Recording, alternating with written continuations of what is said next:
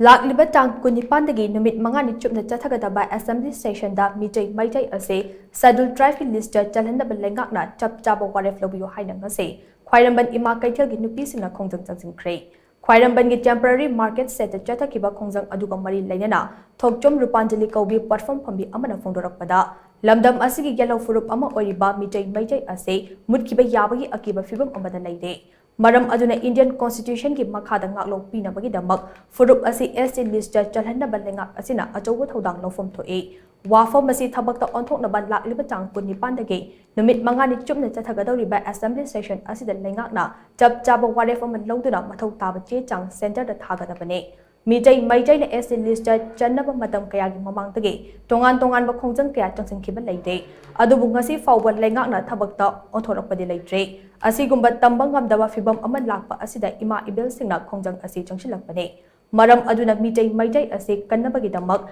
leingak na mathau taba khongthang lokhatkadabani haina makna makhatana phongdokhe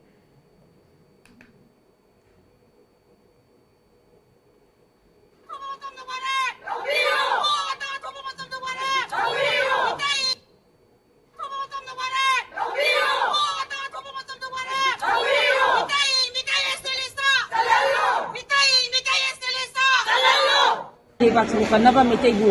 Kannaba damakta ekoi tangai phadraba kaino ama laabani ekoi lakadauriba February 19 dagi phanggodoba jene assembly mifam asida ekoi gi